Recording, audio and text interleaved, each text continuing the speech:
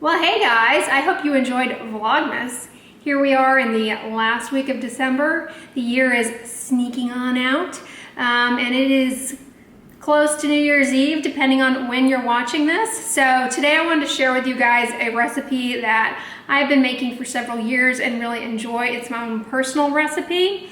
It is inspired by a traditional recipe that is eaten on New Year's Eve, New Year's Day, called Hoppin. And if you're not familiar with that, Hoppin is basically black-eyed peas and collard greens. And the black-eyed peas are supposed to, I believe, represent good luck throughout the year, and the collard greens are supposed to bring you wealth throughout the year. I think that's right. I could be wrong.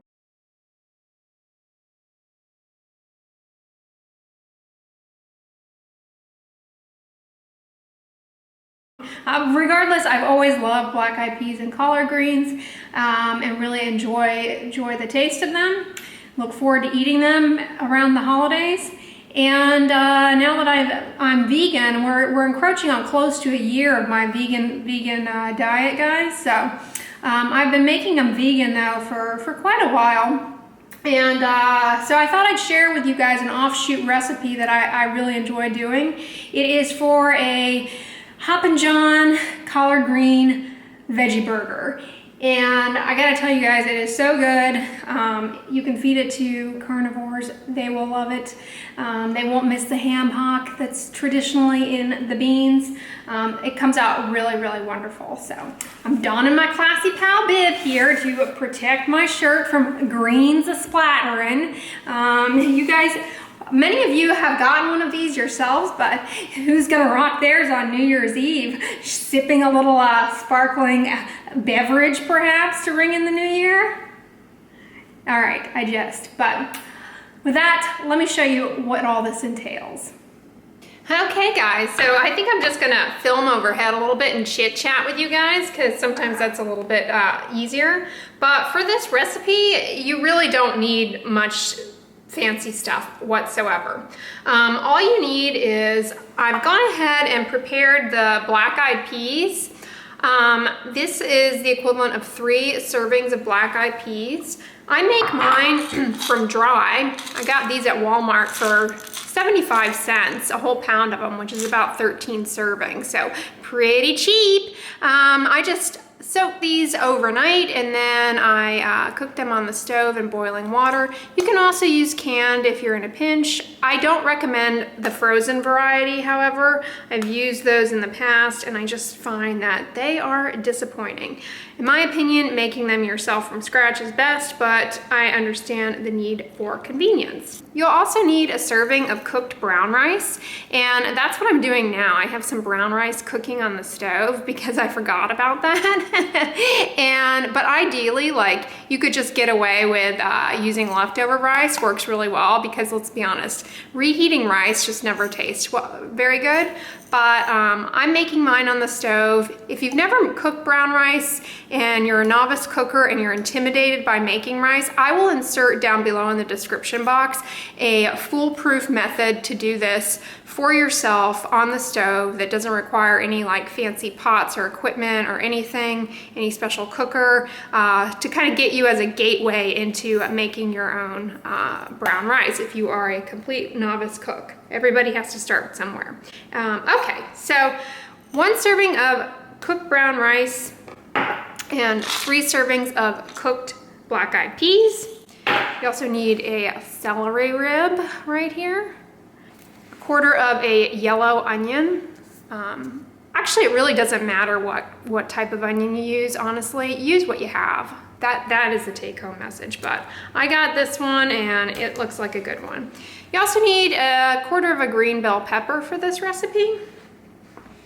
And then for the wealth promoting properties of this, you're gonna need about 4½ cups of collard greens. Now, collard greens, depending on where you live, this time of year in the United States, stores tend to stock them primarily for this New Year's Eve recipe. And depending on where you live in the United States, you may have access to fresh collard greens, no problem. But, you know, sourcing things can be difficult. Today I'm using frozen chopped collard greens that I got at Walmart in this bag here. These do need to be cooked before using, so we're gonna do that first, but you can use fresh collard greens as well. And, but if you don't have access to collards, you can use any type of greens. Mustard greens work well, turnip greens. You can use spinach, you can also use kale, you know, any sort of green, hearty veg of your choosing works well in this recipe, but traditionally it is collard greens, so that is what I'm sticking with, the Southern Classic brand here, Pig Sweet Farms. So I'm gonna pop this back in the freezer, but this does need to be cooked before assembling into the burgers, and I'll show you how to do that. And then in terms of spice, we're just gonna be using some parsley, another Walmart find here. No, this is not sponsored by Walmart or anything. I just had to pick something up that was only available there, and then I ended up doing my weekly shopping there. I don't typically shop at Walmart, but they had everything I needed for this recipe, so I went ahead and exercised strategy. But anyways, these are organic parsley flakes, doesn't matter, I suppose. Chili powder or cayenne for spice, and some ground thyme. What would a recipe be without some added spice? So I've got some of the wacky Tabasco here. This will kick it up a notch. You can use any kind of hot sauce of your choosing. To each his own. If you don't like spicy things, just omit some of the spiciness. This is still a very flavorful recipe without these little taste bud kickers. All right, so first up, I'm just gonna chop up some of the vegetables, but yeah, back to me going into Walmart. I went in there because I could only source one of the new CeraVe products you guys have been wanting me to talk about and review. Is difficult to find, but Walmart had it, and I did the thing where you buy it online and then you go and pick it up in the store. If you've got the Ebates browser extension, it will just go ahead and give you the cash back from the purchase, and then you swing on into Walmart and pick it up, and you don't even have to pay the shipping and handling, which is convenient. But a word of warning, I had never done that at Walmart before, because like I said, I don't frequent Walmart. Do check in on the app beforehand, because the clerks there were a little bit stunned by my appearance, and it took a long time, and then I'll be darned, they had the product I was looking for on the shelf, and I thought I could have just come here and gotten it myself, but at least I got the Ebates rebate of, I don't know, I think it's like 2% cash back. You guys, that stuff adds up. Those little savings perks. So if you aren't on Ebates and you shop online, I mean, you are just losing money left and right. I get about 4% cash back whenever I shop on Vitacost. I get, you know, if I buy things on Walmart, sometimes I buy things on Walmart, skincare wise, or Walgreens or CVS. I always buy them online with Ebates. And if my order is below the shipping minimum, then I just do pick up in store. So you get the rebate, and it's wonderful. They don't offer the rebate for every single item. So there'll be a little disclaimer, you know, the fine print. So for example, not everything is available that way. I really wish iHerb would be on Ebates, because I'm enjoying iHerb as well, since it reaches more of you all. When I lived in New York, they didn't have Walmart in the city. I think you had to go out into, you know, some of the suburbs perhaps to access a Walmart. But we had Costco. Oh yeah, I think I forgot to mention, you also need 2 garlic cloves here. I forgot those. They're like a no-brainer to me. Garlic seems to go in everything. Some people don't care for garlic though. It upsets their stomach. That is not me. But garlic and onions, you guys, you know, there are all these crazy nonsensical things on the internet, like if you Google DIY your own pore scrub, I mean, the most terrifying things are suggested to you. So please don't do that. That was actually one of the, I think it was in 2016, that was one of the most commonly Googled skincare related things is DIY pore scrubs. And when, you know, stuff that comes up is like rubbing an onion on your face, I can think, that definitely will generate a caustic irritant burn. I mean, you can really scar yourself doing something like that. Honestly, these DIY masks are just bad news bears. I mean, only problems can occur. The more stuff you put on your face, I swear, far better to at least ingest the stuff and enjoy your food than give yourself an irritant burn. Likewise, apple cider vinegar on the face. I'm always getting asked about that. If you PubMed apple cider vinegar, capital letters and next word skin, you get a few case reports of burns from people putting apple cider vinegar on their face from these crazy DIY masks. You get no reports of any benefit, so just stop doing that. This knife is terrible, I know that. I know it's not sharp. I know that I'm just like making it duller. I know that it's hazardous to my health chopping it this way. It's one of those things where when you know that things should be better, it bothers you internally that they're not. So I just ignore it. Knives are one of those things I really resent purchasing because, you know, if you have a good knife, it's a kitchen essential, right? But it seems difficult to just purchase one good quality knife. You have to buy the whole set, and like I don't know, I don't really do that much sophisticated chopping. I kind of just need this one. Do any of you guys have a good recommendation for a knife like this? This is precision. I know I can get this sharpened, but I feel like I just kind of want to start from scratch. Comment below on what you think. This is probably like, this is the complete wrong knife, I'm sure. I'm a home cook. I just kind of get by. You know, honestly, most of the time I just do things with my hands where I can get away with it. But doing a good job with the chopping of these three ingredients really helps the flavors of this all come together. Okay, so I've just got my onion, celery, bell pepper, and garlic here in a little pile, and we're gonna dance that over to the stove now along with our black-eyed peas and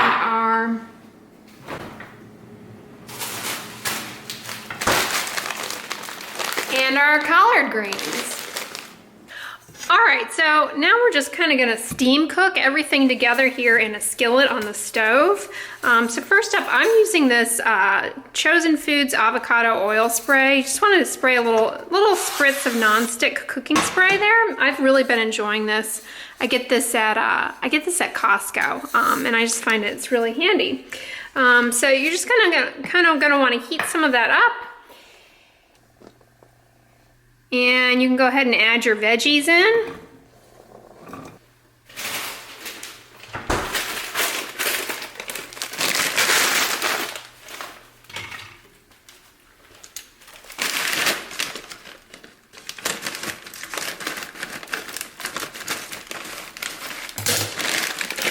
And you're also going to add your collard greens in as well. Now, if you're using fresh collard greens that aren't frozen, they're going to be quite a bit more voluminous, and you may want to use a wok or something a little bit bigger. But since these are already kind of shriveled down by virtue of the freezing process, I'm just going to dump them in. I'm going to dump them in frozen, and that way the liquid from the ice crystals will just kind of help steam all of this. And my hands are nice and clean. I washed them with that Attitude fragrance-free soap that I got on iHerb. That stuff is awesome, guys. It is far and away one of the best hand soaps I've ever used. It's a foaming hand soap, but it doesn't dry out your skin. It's non-drying. And it's fragrance-free, no nonsense, and I really enjoy it. It also effectively takes off the cooking spices and things from your fingertips for all of you home cooks out there. And while that's thawing, look, my rice just finished, and I'm gonna fluff it here with a fork. So I'll dump that out into a bowl, and we'll add that in later when we make this up into veggie burgers. If you're using fresh greens, you'll probably want to add a little bit of water to the pan as you go so that they steam down. You just want to make sure this is on low, medium heat, not too high, so that nothing burns. And now that some of my greens have thawed down a little bit, I'm just going to go ahead and add my black-eyed peas here. I've got a YouTube video on in the background. The YouTuber is learning to be fearless, but I like to put YouTubers on who just talk to you sometimes, because then you don't have to actually watch. You don't actually have to look at them, and you can multitask. So I hope that maybe that's kind of what I'm doing here, although you're looking at my food, so I suppose not. But you know, like when people are vlogging in their car and they're talking to you, you don't necessarily need to be staring at their face the entire time. So it's kind of nice to stream those when you're cooking and stuff, so you can multitask.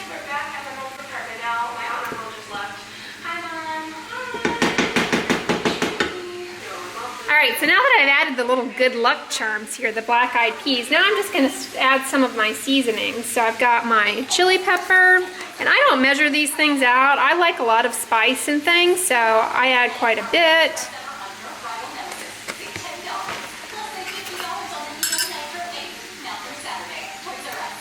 This is dried parsley that I'm using, so I'm going to be a little bit more conservative than if it were fresh, because the flavor is going to be a little bit more intense.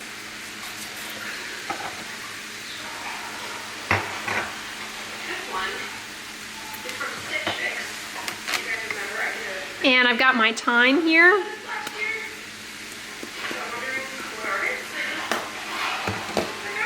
And the magic dust.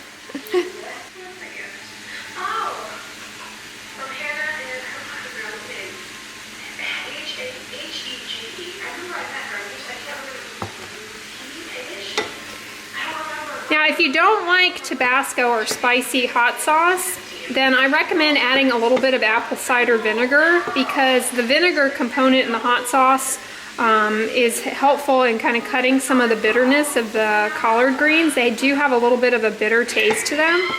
If you're using spinach, it has more of a neutral flavor, and that's not as critical. But now I'm just going to kind of let everybody steam cook down here for a while. And I have a lid here that I'm going to put on. So I'm just going to cover that and let everything kind of steam cook down for, I don't know, about 10 minutes. Alright, so about 10 minutes have elapsed, and the greens have cooked down and steamed down and admixed with the black-eyed peas and the onions and garlic and pepper, and everything kind of got caramelized. There's some nice little brown bits of spicy flavor nuggets admixed in there. You can eat this right out of the pan as is. It is delicious. As tempting as that sounds, however, I'm going to transfer the contents of this skillet into this mixing bowl here and just let them cool prior to assembling the patties. All right, guys, so we are back on Foss instead of aerial view. But my black-eyed pea collard green mambo combo has cooked down. It is now cool and digit safe for mixing with the hands. And I just washed my hands with my Attitude fragrance-free soap that I'm loving from iHerb. And now I'm going to assemble everything into little burger patties. So let me show you the additional ingredient that I have here that I did not show in the beginning. But as always, all the ingredients and directions are down below in the descripto box. All right, so in this little teacup, I just have 2 tablespoons of flaxseed meal and 6 tablespoons of water. That is essentially your flax egg or the binder for the veggie burgers. And if you don't care to make this vegan, you can just use 2 eggs that you whisk with a fork. Alternatively, you could also use chia seeds in place of the flaxseed meal. So now all we're going to do is mash coarsely the black-eyed pea collard green cooked down mix with my potato masher here. And I'm going to keep it kind of coarse. And then I will dump in my flax egg, and I will dump in my ½ cup of brown rice here. In the South, they get a bad rap for frying a lot of foods and not necessarily having the most cardiovascular friendly diet as far as the traditional recipes, but Southerners love their vegetables. I mean, I remember growing up in the South, one of my favorite types of restaurants, they have them here in Texas too, which, you know, is the South, but a little different than the South. Comment below on your thoughts on that. But regardless, they have these places in the South and in southern states wherein you go in and you can get a meat plus 3, which is a meat and 3 veggies, or you can get a veggie plate and it's just four veggies or 3 veggies. They'll have things like collard greens, sweet potatoes, macaroni and cheese, which is not a vegetable, but it's yellow. And you can pick them. I absolutely love those. They usually are not vegan friendly, however, because they tend to put pork fat in a lot of the veggies, but fun fact, I did not get sick once in 2017. Not once. Not a sniffle, not a sneeze, not a tickle in the back of the throat, not a chill, not a rigor in sight. Hand hygiene. I attribute that to good hand hygiene and being active and eating the plant-based diet and avoiding social gatherings. So that's a little tip for a healthy new year. Stop hanging out with people. But now I'm just going to add in my flax egg. Give it a little whisk here. Flax seeds are rich in omega fatty acids, but you want to, I think, to get the biggest bang for the buck on that, they've got to be very freshly ground. That's what I've heard. I'm not a nutritionist. I don't really know what the bioavailability of flaxseed meal is, but I've heard that on the internet, so it must be true. Comment below on if that's accurate or if it's just internet mania hype. Someone will say something clogs pores so they can sell you an expensive product that doesn't have that in it when really there's no evidence that it clogs pores. I think nutritional claims can often be similarly skewed towards a conflict of interest. Buyer beware. All right, so now we're ready to assemble into patties. I just put a little nonstick on my hand here, but you know, you can feed this to carnivores. I swear they're not going to miss the pork fat in there. You can also cook these up in a skillet with, you know, a little bit of olive oil or whatever kind of oil you want. Or you can also put them in an air fryer, I think, but I have no experience with that, so don't ask me for specifics on that. Okay, so as you can see, they shape up into patties really nicely. I got, for whatever reason, 9 patties. I was anticipating getting 8. And so I've just got them here on a baking sheet lined with aluminum foil, spritzed with nonstick. Note the spacing here because these guys actually don't spread out whatsoever, so you can pack them in there.